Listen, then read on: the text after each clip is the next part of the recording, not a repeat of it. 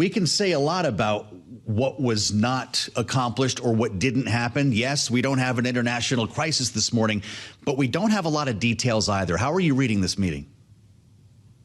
Well, it's a little bit sense of back to the future. A lot of this conflict was stirred up by President Trump in attempts to gain some leverage. China showed a very strong weapon in its rare earths exports, and I think the U.S. blinked. So I think that, the former Treasury Secretary Larry Summers is right. We don't have an escalation, but I think the reason that we don't have an escalation is because that the U.S. realized that it was not in a good position. I think we're seeing an asymmetric, response to this, which is that China is doing everything it can to reduce its dependence on the United States. It has been for some time, and the U.S. is focused on short-term deals. And I think that asymmetry is not going to serve us well moving forward. Wow. All right. Well, there's your headline from Mary Lovely. The U.S. blinked. You said a couple of things there as well. Back to the future is not the first time I've heard that line, and I was trying one out earlier. Mary, is this not the proverbial putting on a really tight pair of shoes and celebrating how good it feels to take them off? Yeah, I think that is apt. I think that we are happy that the shoes are off. There is no doubt about that. 100% tariffs on China simply would do nothing good, only bad things for the U.S. economy. That doesn't mean that China would be spared either. They are being hurt by this, but they're in a very different situation, different political system. I think the Chinese feel very good about where they are, about the use of the rare earths. I think right now we've sort of seen the big weapons put back in the holsters, but as your correspondent has noted and others have noted, this is really by no means a settling of the really big issues that are out there.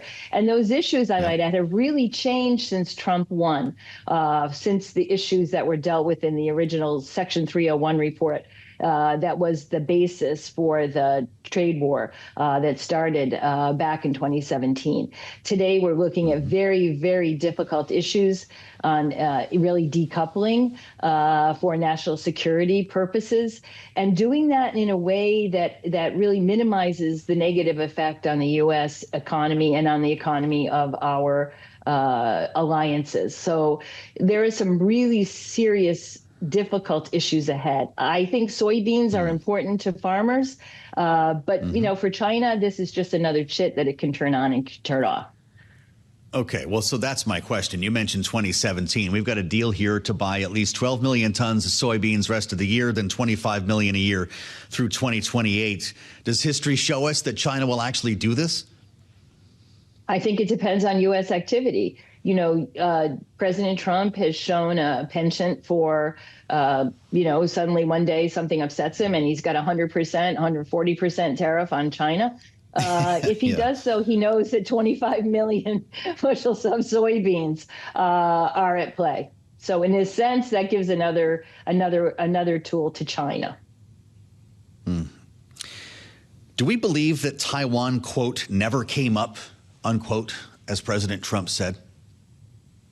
It's highly possible. I think right now we all benefit from as little attention to Taiwan as possible. A continuation of the status quo, I think, is in the long-term interests of global economic stability. So if it didn't come up, I think that's probably good. We are focused on very short-term issues here. And again, it's important that this was resolved and resolved quickly. But that doesn't mean that in any sense we're not looking at a rocky road ahead. Now, that road doesn't have to be rocky, but it has to be serious and it has to be deep in thinking about the cost benefit on where we really need to decouple in some sense from China. What are the parameters for tech integration? Joe, you mentioned that we hadn't heard anything about the TikTok deal. The Chinese media and scholars were looking to see what the parameters there were that were going to be acceptable to both sides. We had a teaser on Blackwell chips. What is the acceptable level of integration? This is important because we're moving very, very quickly into the AI era where China is going to be very competitive in embodied intelligence, the things that use AI to bring those productivity improvements to fruition. Where are we with being able to purchase those and allow our allies to purchase those?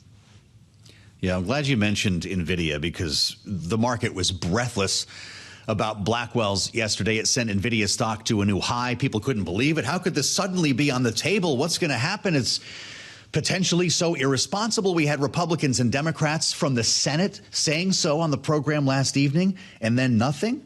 China will talk to Nvidia and others, the president said, about buying more high-tech computer chips, and that's a good thing.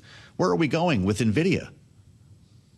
I think we're seeing tensions within the administration on how we are going to approach the national security concerns, particularly around advanced chips, something that we thought we were, controlling to the best of our ability. And it was always, as you know, Joe, very imperfect. China was still getting access to a lot of the most advanced chips. But we saw a big escalation a few weeks ago when the Trump administration moved to put the foreign affiliates of Chinese companies on the entity list themselves, something that expanded those lists by close to 20,000 firms. The Chinese obviously reacted not very negatively and came out with a series of export controls of their own, which would have been deeply destabilizing. We saw a little bit of rollback of those. President Xi has said that he's not going to put really what are controls on third-party sales of goods that contain rare earths, but they maintain their licensing system. So what was that about? What was this escalation in the middle of negotiations by Secretary Bessent and his team with the Chinese, and then the president teasing on the Blackwell chips? So again, I don't think we have much clarity on where these lines are going to be drawn. We've got about a minute left here, Mary. The president will travel to China in April, he says, with further talks in store with President Xi. Apparently, Xi has agreed to a return trip further down the line. These are months away. What will need to happen for Donald Trump to go back to China, and could that generate an actual deal?